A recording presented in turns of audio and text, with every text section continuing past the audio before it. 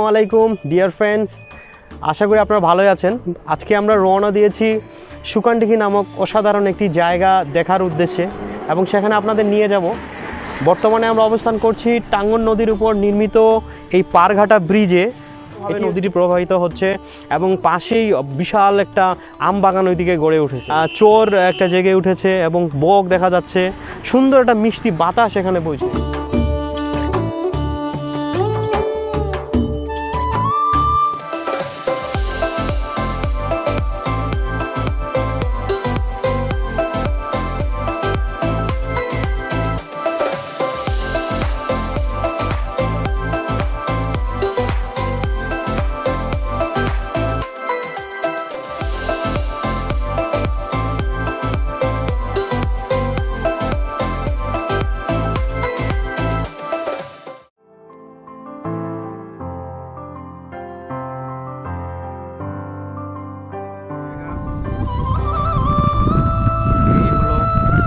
সুকানডিঘির প্রকৃত সৌন্দর্য।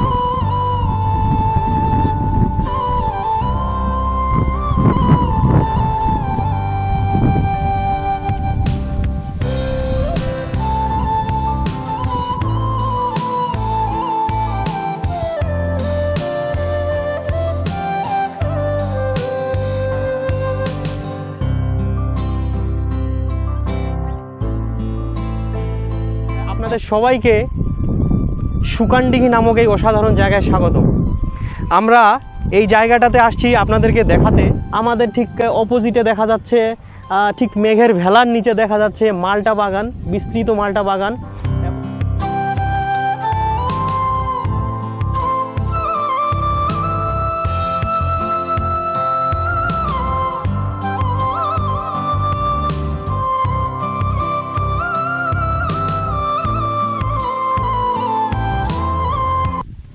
পানিগুলো একেবারে নীল আর ওপাশে মাল্টা বাগানের এক অন্যরকম সৌন্দর্য।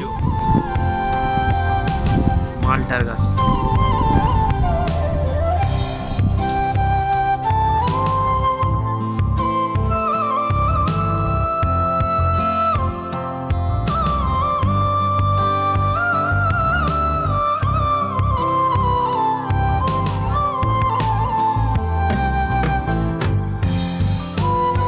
যারা প্রাণ খুলে প্রকৃতিকে স্পর্শ করতে চান তারা অবশ্যই এই সুকানডিঘিতে এসে দেখে যাবেন।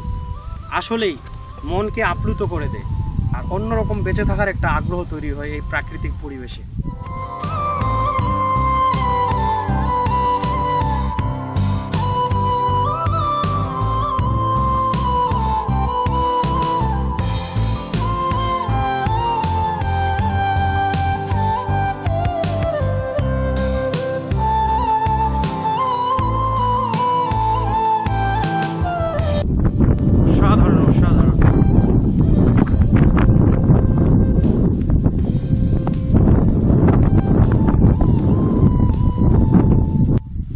পুরো পাড় জুড়ে মাল্টার চাষ করা হয়েছে।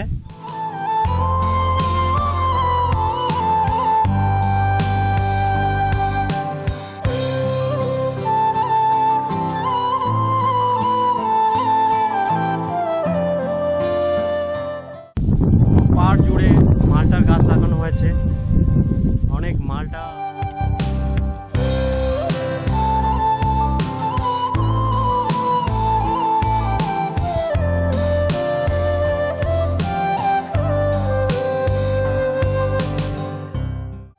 এভাবে সুন্দর করে মালটা ধরে আছে গাছগুলোতে। প্রতিটা প্রায় এই যে মালটা, বেশ বড় বড় মালটা। এগুলা যখন পেকে যাবে আর রং ধরবে, এক অন্যরকম সৌন্দর্য ধারণ করবে।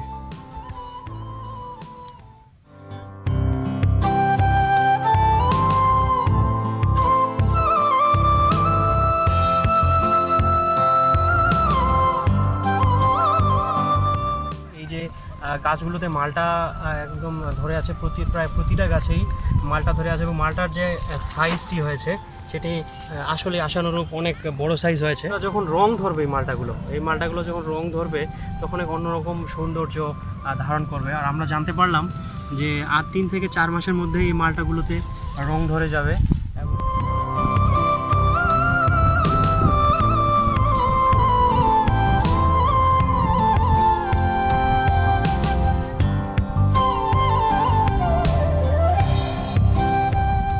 এই হলো সুকানদিঘি এবং বর্তমানে আমরা সেই সুকানদিঘির পাড়ে অবস্থান করছি। এখানে বাণিজ্যিকভাবে মাল্টা চাষ শুরু হয়েছে। এখানে সারি সারি অসংখ্য মাল্টা গাছ লাগানো হয়েছে এবং গাছে গাছে মাল্টা ধরেও আছে এবং সফল হলে পরবর্তীতে আরও এই মাল্টা চাষিরা আগ্রহী হবে। আমি যেই কথাটা বলতে চাচ্ছি, আসলে আমরা যারা প্রকৃত প্রেমী আছি তারা যদি সময় সুযোগ বোঝে কখনো এই সুকানদিঘিতে আসার সুযোগ হয়, তাহলে অবশ্যই আমরা এই জায়গাটি এসে একবার ঘুরে দেখব।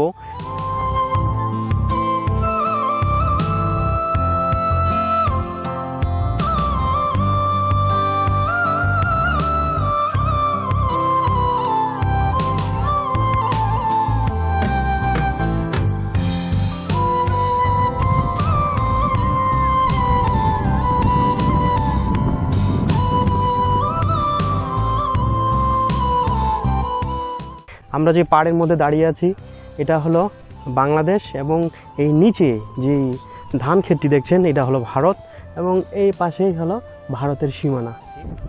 এই জায়গাটি আপনারা যে ক্যামেরায় যে দৃশ্যটি দেখছেন এটি হলো ভারতীয় অংশে পড়েছে। তাদের বর্ডারের যে বাতিগুলো সেই বাতিগুলো আসলে দেখা যাচ্ছে।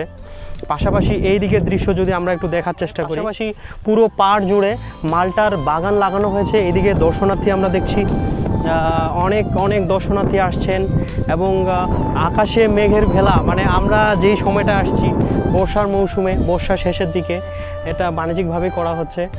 মাল্টার গাছ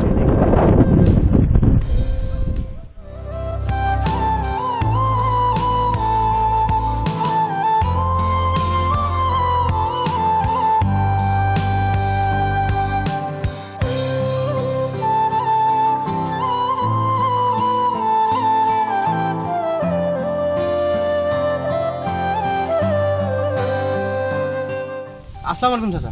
ওয়ালাইকুম সালাম। আসসালামু আলাইকুম। হ্যাঁ ওয়ালাইকুম সালাম। 1961 সালে। 61 সালের দিকে? জি 61 সালে। জমি আমাদেরই ছিল, দখল দেখানো আমাদেরই। এটার পাহাড় সহ কতগুলো জায়গা হবে? মানে এটা আছে 35 একর 34 শতক মাটি। 35 একর 34 শতক মাটি আছে। এই পাহাড়গুলো নিজের আছে, কিছু পাহাড়ও লিজ দিয়েছি আর পানিও লিজ দিয়েছি। পাহাড় এবং সড়কটা বাংলাদেশ সড়ক, ওটা ব্রিটিশ পিরিয়ডের সড়ক ছিল। আব্দুর রাজ্জাক চাচার কাছে আমরা অনেক কিছু শুনলাম। সুকানদিঘি নামক অসাধারণ জায়গাটিতে আসতে গেলে দিনাজপুর থেকে যদি আপনারা আসতে চান তাহলে দিনাজপুর বোচাগঞ্জ রোডে ঢেরাপাটিয়া মোড় হয়ে মাহেরপুর বাজার হয়ে সোজা বোরচুনা বাজারে আসতে হবে এবং বোরচুনা বাজার থেকে চন্দরিয়া গ্রামে আসলেই সুকানদিঘির কথা জিজ্ঞাসা করলেই দেখিয়ে দিবে। এটা পড়ছে কিন্তু আপনাদের ঠাকুরগাঁ জেলার পীরগঞ্জ উপজেলার চন্দরিয়া নামক গ্রামে এটা পড়ছে। দক্ষিণ পাশে ভারত বাংলাদেশ বর্ডার এবং মনোমুগ্ধকর মাল্টা বাগানের সাথে এই সুকানদিঘি পরিস্থিতি, এখানকার যে প্রাকৃতিক একটা বিষয়, না আসলে আমরা অনেক মনোমুগ্ধ হয়ে আমরা অনেক আশাবাদী যে এই মাল্টা বাগানগুলো আরও ভালো হবে এবং এই প্রকৃতি আরও উন্নত হয়েছে। যদিও গ্রাম বাংলার মধ্যে তারপরও অনেক কিছু দেখার।